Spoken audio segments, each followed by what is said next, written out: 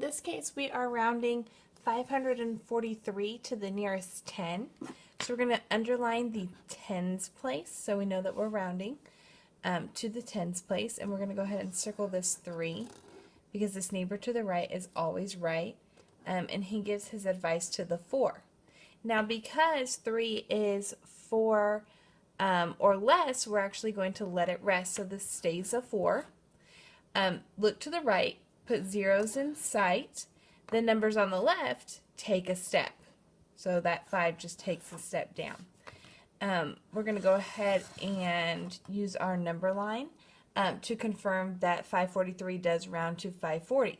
And this is how we do that. We are going to use the same rule that if 4 or less lets it rest, then this number 540 is going to begin our number line.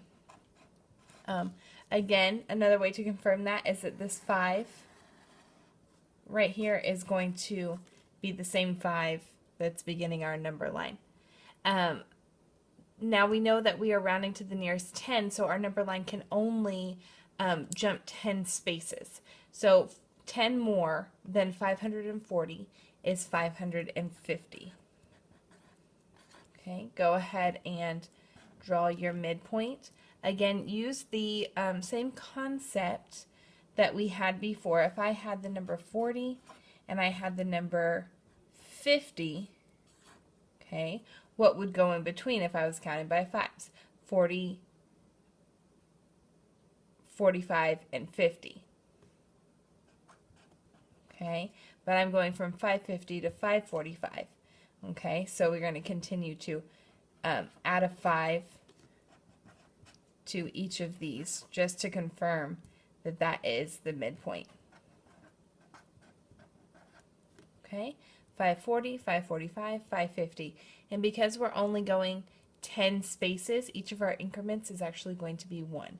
So we have 540, 541, 542, 543, 544, 545, 546, 547, 548, 549. And these aren't spaced perfectly, but I know that each of these are going by 1. So now I want to plot my original number just to confirm that it does round to 540. So my number is 543. I'm going to start at 540, 541, 542, 543. Draw a dot, and I can see that 543 is closer to 540 than it is to 550. So as soon as students know that we're rounding it to the nearest 100, they're going to go ahead and underline that place value.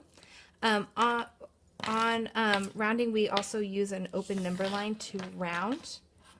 And an open number line means that it just continues. It can either go negative or it can go positive. In this case, all our numbers on the number line are going to be positive. So we're underlining to the nearest 100. We know that our number line is going to start with 300 because we see this 3 here. Another way that we know it's going to start with 300 is that when we actually do underline, circle our neighbor, the neighbor gives the advice to the hundreds place, we know that this number will raise the score and it will become 400. So we know since it's raising the score that the rounded number is going to end our number line. Students are also working on subtraction. When we round to 100, we know that we subtract by 100 to begin our number line, so therefore we have 300. If this number were a 4 and it let this hundreds place rest, then we would know that the rounded number would be 300 and would start the number line. I want to also talk about our midpoint. Our midpoint is a number that's exactly in between 300 and 400. So when we talk to students about finding this number, we want them to look at the beginning numbers and say what are they. In this case, they're a 3 and a 4. Well, we're not talking about decimals yet, so normally we would think, okay, 3.5, but students don't know decimals yet. So we've been working on 2 skills of counting by 5 and looking at what numbers could be going between 30 and 40. So we're looking at this. If this were a 30 and this were a 40, what would go in between? Well, they can count by 5s and tell me 35. And then we just look at these numbers which have added a 0. And then so we add a 0 to this number and then our midpoint is 350.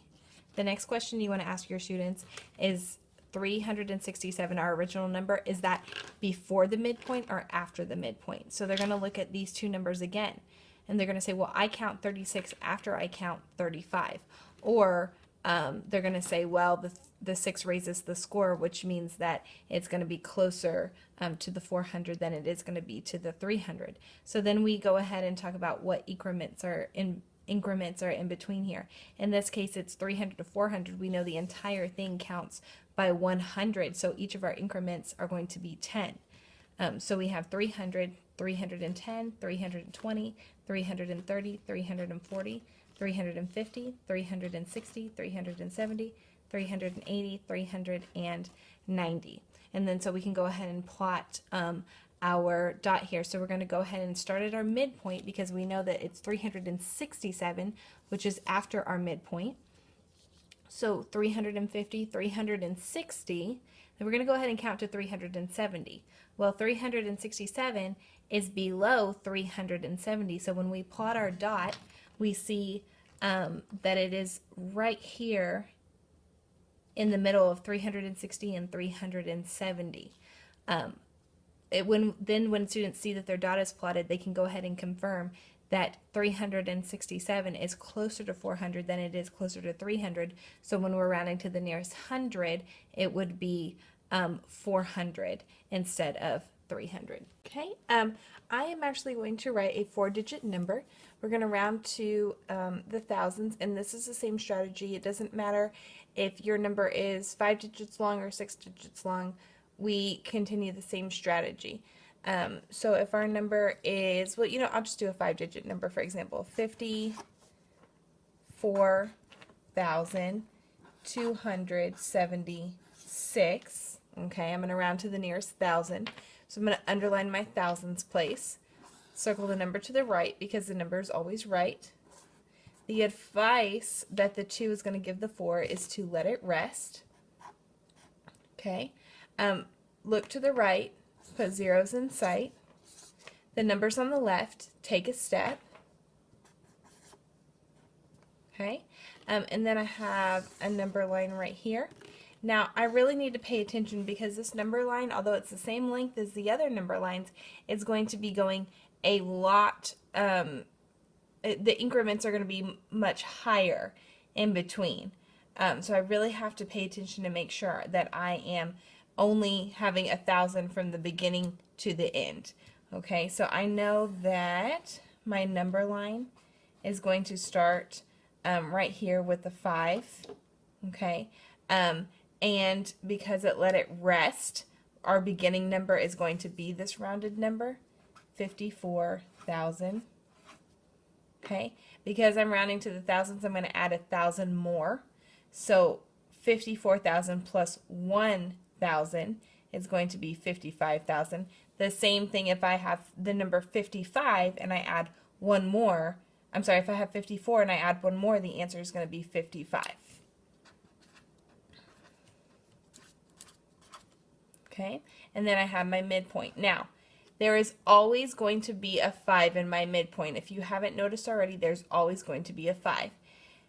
If I'm rounding in the thousands place, my 5 is always going to be in the hundreds place for my midpoint. If I'm rounding to the nearest 100, my 5 is always going to be in the tens place. So whatever's to the right of the number, the place value that I'm rounding, is always going to be where the 5 is. Okay, so if I bring that down, this 5 is in the hundreds place. Again, I look to the right, put zeros in sight.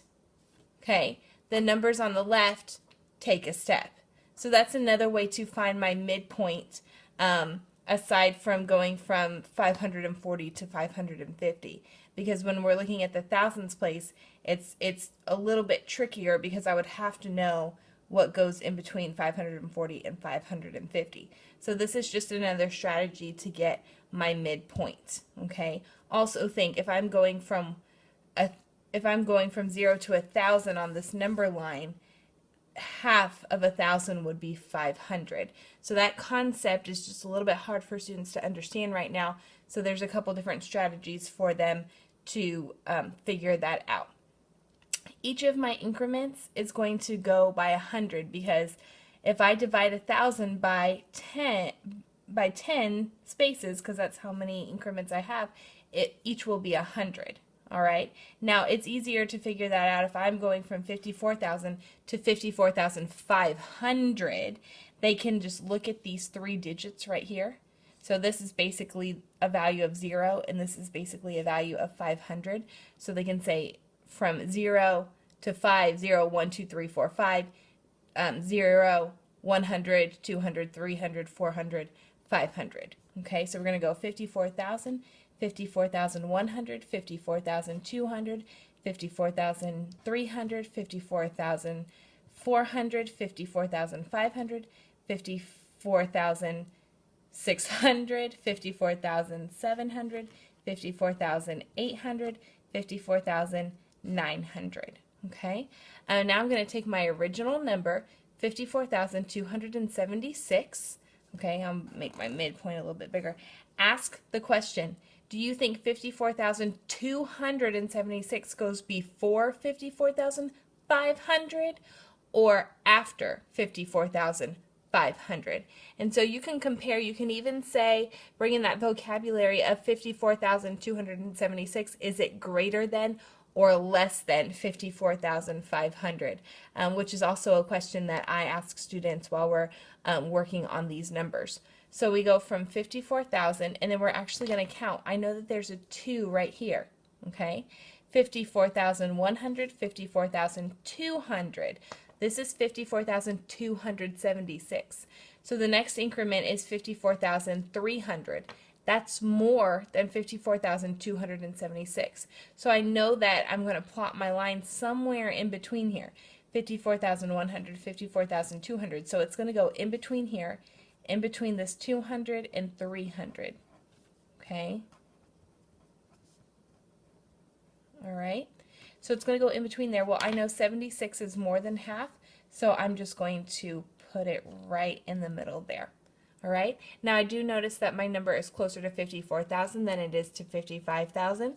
So this rounded number is correct, and this is how I would plot it on my number line.